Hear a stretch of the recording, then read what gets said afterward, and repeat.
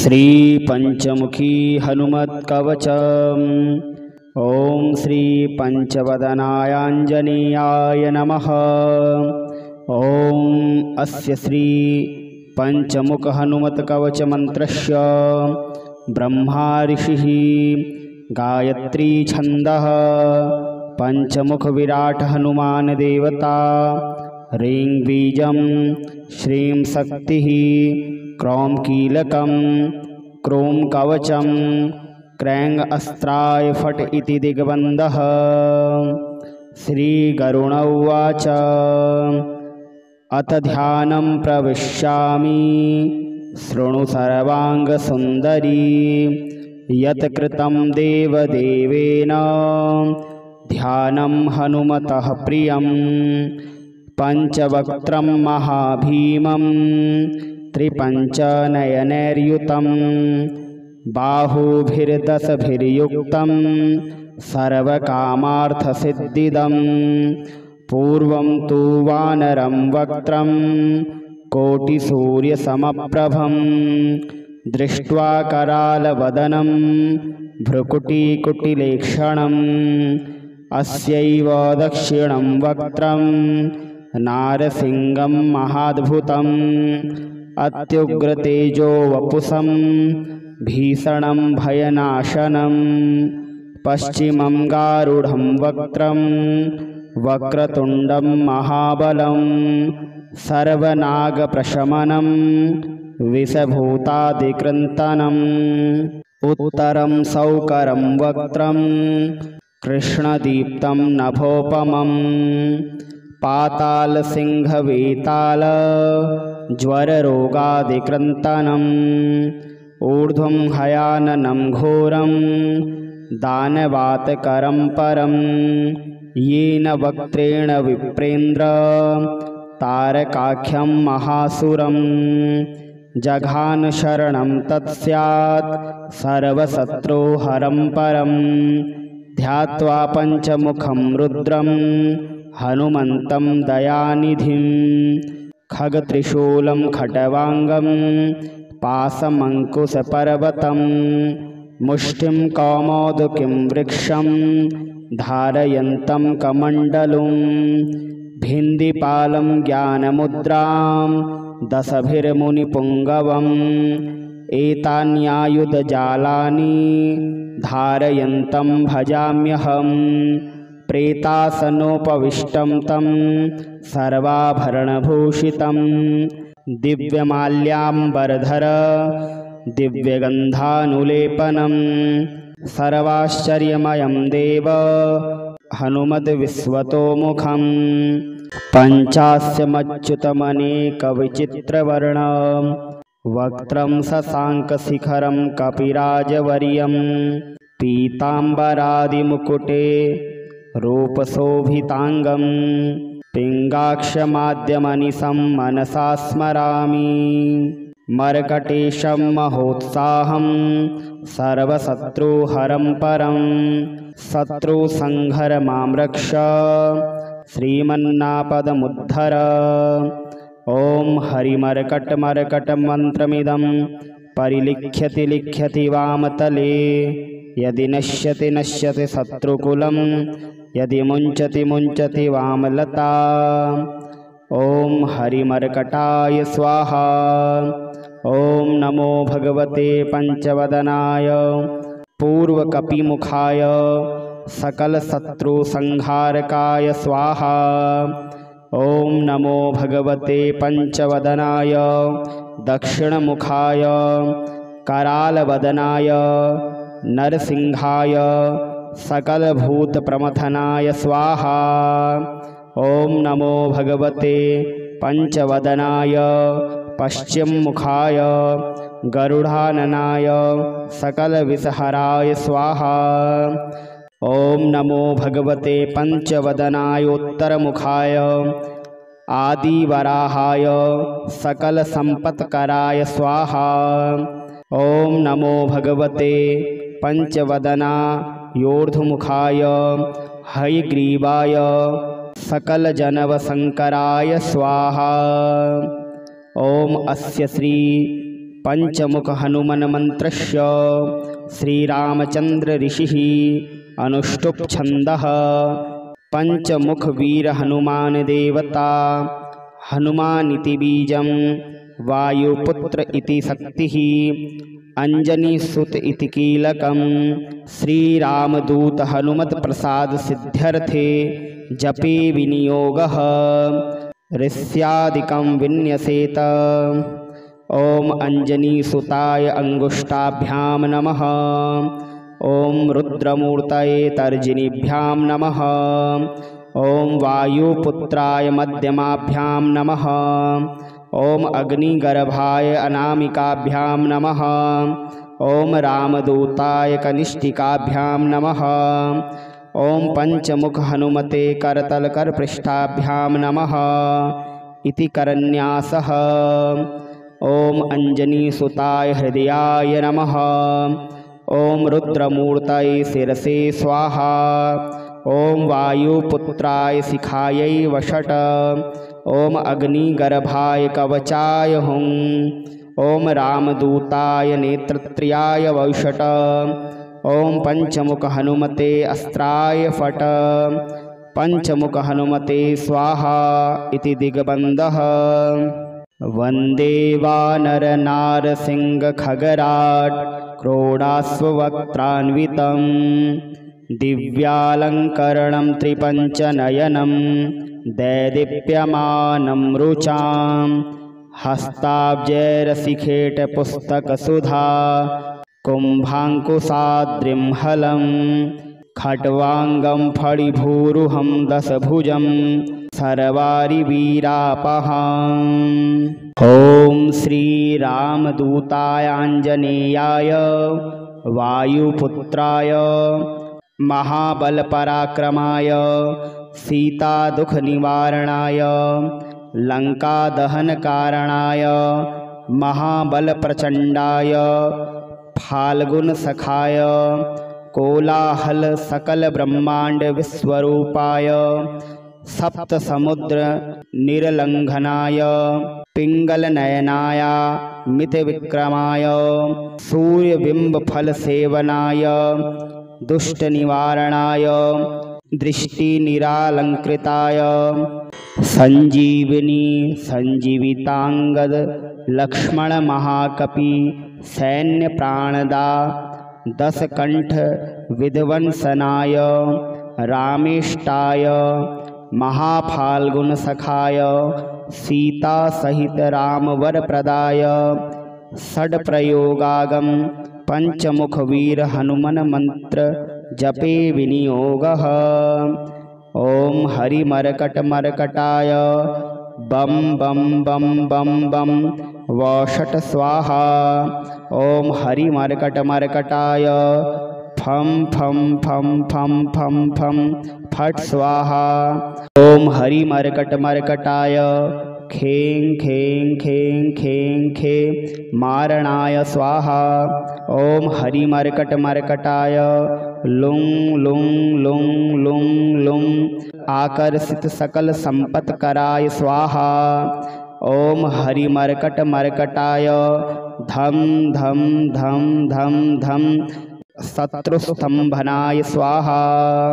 ओम टम टम टम टम टम कूर्ममूर्तये पंचमुख वीर हनुमते परयंत्र परतंत्रो चाटनाय स्वाहा। ओम कम खम गम घम गम चम छम जम झम यम टम ठम डम ढम णम तम थम दम धम नम पम फम बम भम मम यम रम लम सम शम सम हम लं क्षं स्वाहा इति दिग्बन्धः। ओम पूर्वकपिमुखाय पंचमुख हनुमते टम टम टम टम टम सकल शत्रु संहारणाय स्वाहा। ओम दक्षिणमुखाय पंचमुख हनुमते करालवदनाय नरसिंहाय ओम ह्रां ह्रीं ह्रूं ह्रैं ह्रौं ह्रः सकल भूत प्रेत दमनाय स्वाहा। ओम पश्चिममुखाय गरुडाननाय पंचमुख हनुमते मम मम मम मम मम सकल विषहराय स्वाहा। ओम उत्तरमुखाय दिवराहाय लं लं लं लं लं नृसिंहाय नीलकंठमूर्तये पंचमुख हनुमते स्वाहा। ओम ऊर्ध्वमुखाय हयग्रीवाय रूम रूम रूम रूम रूम रूम रुद्रमूर्तये सकल प्रयोजन निर्वाहकाय स्वाहा। ओम अंजनीसुताय वायुपुत्राय महाबलाय सीताशोकनिवारणाय श्रीरामचंद्र कृपापादुकाय महावीर्य प्रमथनाय ब्रह्मांडनाथाय कामदाय पंचमुखवीर हनुमते स्वाहा। भूत प्रेत पिशाच ब्रह्म राक्षस साकिनी डाकिन्यंतरिक्ष ग्रह परतंत्र परतंत्रोच्चाटनाय स्वाहा। सकल प्रयोजन निर्वाहकाय पंचमुख वीर हनुमते श्रीरामचंद्र वर प्रसादाय जम जम जम जम जम स्वाहा। इदं कवचं पठित्वा तु महाकवचं पठेन्नरः एकवारं पठेत् स्तोत्रं सर्वशत्रुनिवारणं द्विवारं तु पठे नित्यं पुत्रपौत्रप्रवर्धनं त्रिवारं च पठे नित्यं सर्वसम्पत्करं शुभं चतुर्वारं पठे नित्यं सर्वरोगनिवारणं पंचवारं पठे नित्यं सर्वलोकवशङ्करं षड्वारं च पठे नित्यं सर्वदेवशङ्करं सप्तवारं पठे नित्यं सर्वसौभाग्यदायकम् अष्टवारं पठे नित्यं मिष्टकामार्थसिद्धिदं नववारं पठे नित्यं राजभोगमवाप्नुयात् दशवारं पठे नित्यं त्रैलोक्यज्ञानदर्शनं रुद्रार्मितं रुद्रावित्तं पठे नित्यं सर्वसिद्धि भवेद्ध्रुवं निर्बलो रोगयुक्तश्च महाव्याधादिपीडितः कवचस्मरणेनैव महाबलमवाप्नुयात्। ॐ श्री पंचवदनायाञ्जनेयाय नमः। ॐ अस्य श्री पंचमुख हनुमत कवच मंत्रस्य ब्रह्मा ऋषिः गायत्री छन्दः पंचमुख विराट हनुमान देवता ह्रीं बीजं श्रीं शक्तिः क्रौं कीलकं क्रों कवचं क्रैं अस्त्राय फट् इति दिग्बन्धः। श्रीगरुण उवाच अथ ध्यानं प्रविश्यामि शृणु सर्वाङ्गसुन्दरी यत् कृतं देवदेवेन ध्यानं हनुमतः प्रियम् पंचवक्त्रं महाभीमं त्रिपञ्चनयनैर्युतं बाहुभिर्दशभिर्युक्तं सर्वकामार्थसिद्धिदं पूर्वं तु वानरं वक्त्रं कोटिसूर्यसमप्रभं दृष्ट्वा करालवदनं भ्रुकुटिकुटिलेक्षणम् अस्यैव दक्षिणं वक्त्रं नारसिंहं महाद्भुतम् अत्युग्रतेजो वपुषं भीषणं भयनाशनं पश्चिमं गारुडं वक्त्रं वक्रतुण्डं महाबलं सर्वनागप्रशमनं विषभूतादिकृन्तनम् उत्तरं सौकरं वक्त्रं कृष्णदीप्तं नभोपमं पातालसिंहवेताल ज्वररोगादिकृन्तनम् ऊर्ध्वं हयाननं घोरं दानवातकरं परं येन वक्त्रेण विप्रेन्द्र तारकाख्यं महासुरं जघान शरणं तत्स्यात् सर्वशत्रुहरं परं ध्यात्वा पंचमुखं रुद्रं हनुमन्तं दयानिधिं खगत्रिशूलं खटवाङ्गं पासमङ्कुशपर्वतं मुष्टिं कौमोदकीं वृक्षं धारयन्तं कमण्डलुं भिन्दिपालं ज्ञानमुद्रां दशभिर्मुनिपुङ्गवम् एतान्यायुधजालानि धारयन्तं भजाम्यहं प्रेतासनोपविष्टं तं सर्वाभरणभूषितं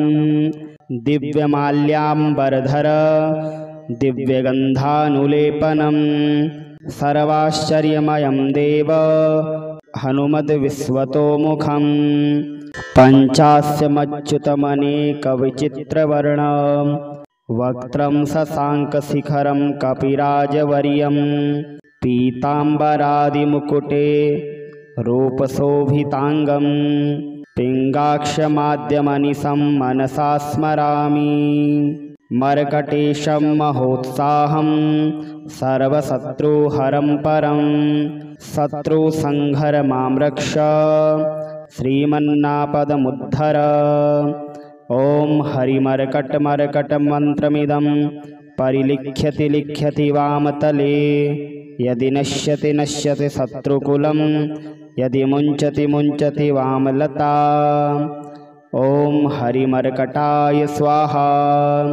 ॐ नमो भगवते पंचवदनाय पूर्वकपिमुखाय सकलशत्रुसंहारकाय स्वाहा।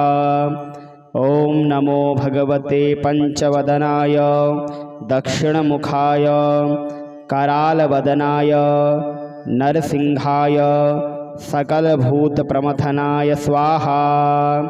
ॐ नमो भगवते पंचवदनाय पश्चिममुखाय गरुडाननाय सकलविषहराय स्वाहा। ॐ नमो भगवते पंचवदनाय उत्तरमुखाय आदिवराहाय सकलसम्पत्कराय स्वाहा। ॐ नमो भगवते पंचवदनायोर्ध्वमुखाय हयग्रीवाय सकलजनवशंकराय स्वाहा। ॐ अस्य श्री पंचमुख हनुमन मंत्रस्य श्रीरामचंद्र ऋषिः अनुष्टुप् छन्दः पंचमुख वीर हनुमान देवता हनुमानिति बीजं वायुपुत्र इति शक्तिः अंजनीसुत इति कीलकं श्रीरामदूत हनुमत् प्रसाद सिद्ध्यर्थे जपे विनियोगः ऋष्यादिकं विन्यसेत। ॐ अंजनीसुताय अंगुष्ठाभ्यां नमः। ॐ रुद्रमूर्तये तर्जनीभ्यां नमः। ॐ वायुपुत्राय मध्यमाभ्यां नमः। ॐ अग्निगर्भाय अनामिकाभ्यां नमः। ॐ रामदूताय कनिष्ठिकाभ्यां नमः। ॐ पंचमुख हनुमते करतलकरपृष्ठाभ्यां नमः इति करन्यासः। ॐ अंजनीसुताय हृदयाय नमः। ॐ रुद्रमूर्तये शिरसे स्वाहा। ॐ वायुपुत्राय शिखायै वषट्। ॐ अग्निगर्भाय कवचाय हुं। ॐ रामदूताय नेत्रत्रयाय वषट्। ॐ पंचमुख हनुमते अस्त्राय फट्। पंचमुख हनुमते स्वाहा इति दिग्बन्धः। वन्दे वानरनारसिंहखगराट् क्रोडाश्ववक्त्रान्वितं दिव्यालङ्करणं त्रिपञ्चनयनं दैदीप्यमानं रुचां हस्ताब्जैरशिखेटपुस्तकसुधा कुम्भाङ्कुशाद्रिं हलं खट्वाङ्गं फणिभूरुहं दशभुजं सर्वारिवीरापहाम्। ॐ श्रीरामदूताय आञ्जनेयाय वायुपुत्राय महाबलपराक्रमाय सीतादुःखनिवारणाय लङ्कादहनकारणाय महाबलप्रचण्डाय फाल्गुनसखाय कोलाहल सकल ब्रह्मांड विश्वरूपाय सप्तसमुद्र निरलंघनाय पिंगलनयनाय मितविक्रमाय सूर्यबिम्बफलसेवनाय दुष्टनिवारणाय दृष्टिनिरालङ्कृताय संजीविनी संजीवितांगद लक्ष्मण महाकपि सैन्य प्राणदा दशकंठ विध्वंसनाय रामेष्टाय महाफाल्गुन सखाय सीता सहित रामवर प्रदाय षड्प्रयोगागम पंचमुख वीर हनुमन मंत्र जपे विनियोगः। ओम हरि मरकट मरकटाय बम बम बम बम बम वषट स्वाहा। ओम हरि मरकट मरकटाय फम फम फम फम फम फम फट स्वाहा। ओम हरि मरकट मरकटाय खें खें खें खें खे मारणाय स्वाहा। ओम हरि मरकट मरकटाय लुंग लुंग लुंग लुंग लुंग आकर्षित सकल संपत कराय स्वाहा। ओम हरि मरकट मरकटाय धम धम धम धम धम शत्रुस्तंभनाय स्वाहा। ओम टम टम टम टम टम कूर्ममूर्तये पंचमुख वीर हनुमते परयंत्र परतंत्रो चाटनाय स्वाहा। ओम कम खम गम घम गम चम छम जम झम यम टम ठम डम ढम ळम तम थम दम धम नम पम फम बम भम मम यम रम लम सम शम सम हम लं क्षं स्वाहा इति दिग्बन्धः। ओम पूर्वकपिमुखाय पंचमुख हनुमते टम टम टम टम टम सकल शत्रु संहारणाय स्वाहा। ओम दक्षिणमुखाय पंचमुख हनुमते करालवदनाय नरसिंहाय। ओम ह्रां ह्रीं ह्रूं ह्रैं ह्रौं ह्रः सकल भूत प्रेत दमनाय स्वाहा। ओम पश्चिम मुखाय गरुड़ाननाय पंचमुख हनुमते मम मम मम मम मम सकल विषहराय स्वाहा। ओम उत्तर मुखाय दिवराहाय लं लं लं लं लं नृसिंहाय नीलकंठमूर्तये पंचमुख हनुमते स्वाहा।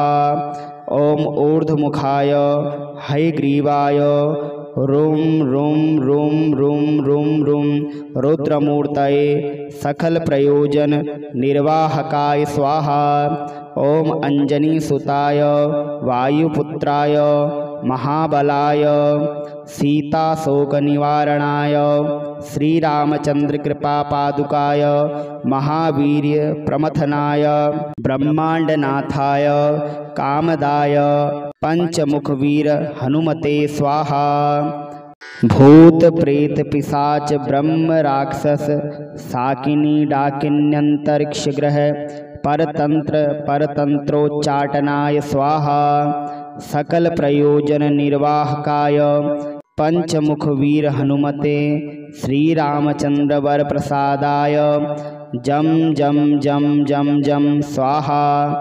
इदं कवचं पठित्वा तु महाकवचं पठेन्नरः एकवारं पठेत् स्तोत्रं सर्वशत्रुनिवारणं द्विवारं तु पठे नित्यं पुत्रपौत्रप्रवर्धनं त्रिवारं च पठे नित्यं सर्वसम्पत्करं शुभं चतुर्वारं पठे नित्यं सर्वरोगनिवारणं पंचवारं पठे नित्यं सर्वलोकवशङ्करं षड्वारं च पठे नित्यं सर्वदेवशङ्करं सप्तवारं पठे नित्यं सर्वसौभाग्यदायकं अष्टवारं पठे नित्यं मिष्टकामार्थसिद्धिदं नववारं पठे नित्यं राजभोगमाप्नुयात् दशवारं पठे नित्यं त्रैलोक्यज्ञानदर्शनं रुद्रार्मितं रुद्रावित्तं पठे नित्यं